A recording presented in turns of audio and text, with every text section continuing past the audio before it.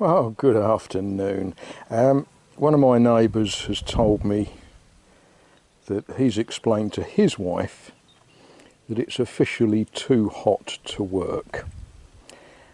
So what we can do, we can look at roses, and I'm going to sit, oh dear, I'm going to sit and become an expert. Not quite sure what in yet, and I can't see very much with the sun on the viewfinder thing. Yeah, so we're going to sit down for a little while, and I'm going to try to remember everything I ever knew about roses. And yeah, I'm going to take some cuttings sooner or later, but I thought I ought to just sort of refresh. This book was first published way back in the last century. This actual copy is from 1989. You remember 1989, sort of innocent time. We was all happy because the Berlin Wall was consigned to history and the world was peaceful, and nobody had invaded Iraq or demolished buildings in New York or all of those other things that have troubled us since. I think I prefer 1989. We didn't have the virus and confinement. Oh well, the bit that I'm particularly going to look at is how to take rose cuttings. I've already looked at it once, and for a moderately thick book it doesn't actually say very much. And interestingly, what it does say is different to the advice that I received from professional gardeners. But of course, the idea with messing about and taking cuttings the way this book explains it is you take one cutting and you fuss about, oh, fly landing on the book, don't like that. You fuss about with it and you get 100% success rate. The way I was taught to take cuttings is the sort of way that a gardener in a big country house would do it, and you expect to get 50 to 60% cuttings, but successful cuttings, but you're working in volume, and 50% of 100 cuttings is somewhat better than 100% of one cutting, isn't it? So, first thing to do is actually to go and prepare the bed. And looks like we're getting help with that. This girl, Mum, she does like digging things. Yeah. And then leaving presents in the holes she digs. She's good like that. But she does bury them again afterwards. I don't know why she's fussing around me out here, because, you know, I haven't got any food out here for her. But there we are. Right, let's go and prepare the bed.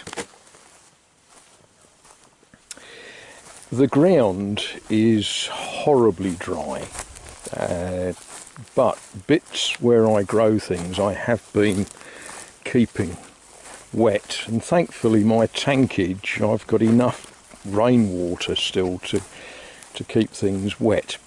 Now, the general ground here is quite a heavy sort of clay. When it's dry it's like concrete, and when it's wet it sticks to your spade, and it's terrible stuff. This bed I dug last year and sort of filled it with some soil mixed with some sharp sand, And what I have been doing is I've been raking out weeds and such likes. I'm going to give it a bit more tidy up those lavender bushes and take that little oak tree out. I don't need another oak tree. And then I shall find somewhere for those rambling roses to go. They've got to go somewhere. I think I'm going to plant them against the fences. And then we'll carry on raking. I've got some more dirt to put in here and some more sharp sand to get it all ready. Oh, and we'll chuck some water in for good measure. Oh, there we are. There's the nursery bed prepared. Took a little bit longer than I wanted because when I lifted the climbing roses that were there, there was actually more than I thought there was. The time I split them, and I've stuck them in along that fence line. Yeah, took a little longer than I wanted. Strictly speaking, it's a little bit too warm for this job, but you know, the book says September. It is September, so we'll get on and find some rows to cut.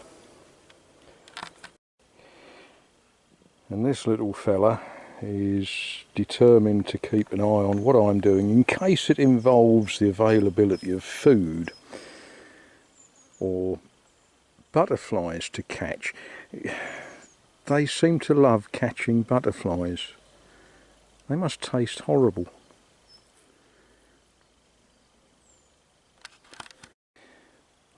Compared to some things, I guess butterflies probably don't taste that bad. I've taken 3 chunks of rosebush. The flowers on this one are delightful, but looking at it, I don't know. I do wonder if the green one is off a different part of the bush. What we're looking for is vigorous this year's growth. These bits are most definitely vigorous this year's growth, and we're going to cut them and prepare them for dibbing in. I'm going to use a hormone powder on the root end. In the best Blue Peter tradition, I'm going to cover the name of, and there are other brands, and in fact I don't know if you can still buy this. I bought this pot years ago. Now I've cut a piece like that, just below a leaf node and just above a leaf node, diagonal at the bottom, square at the top. Square at the top doesn't matter really, I don't think. The other thing I've done, I've pulled all of the leaves off except one. This bit I think might be a little bit too woody, but you know, we'll give it a chance. I'm going to dip the bottom end in the hormone powder, and then I'm going to plant it, and then other people better leave it alone. Oh, there we are. I think it's a little bit too hot today for this sort of stuff. There's a risk they will dry out too quickly. They prefer not to be in direct sun for too long, but well, it is what it is.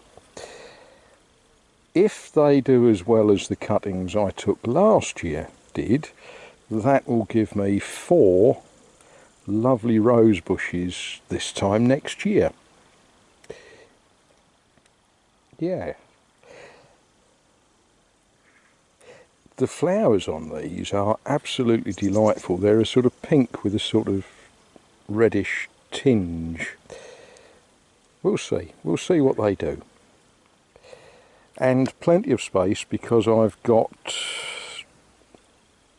one of my neighbours has got a most beautiful yellow rose, and he is rather keen for me to stick in some cuttings from that. One of my other friends has got a whole collection of wonderful roses, and There's one that's absolutely beautiful and has a wonderful scent to it, which it's actually named Pope John Paul, a beautiful white rose. So I've got room for another 3 rows of rose cuttings, but it's that time of day for me to think about eating. So we'll divert our attention and we'll look to see, is that ready for eating yet? I think it is.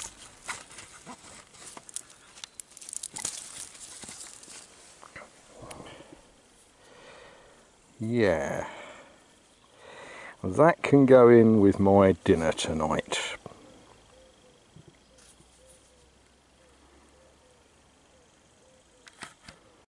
And if they don't behave, that could be my dinner tonight.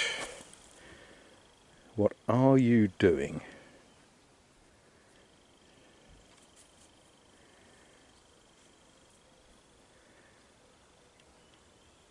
Loves to investigate what I've been up to.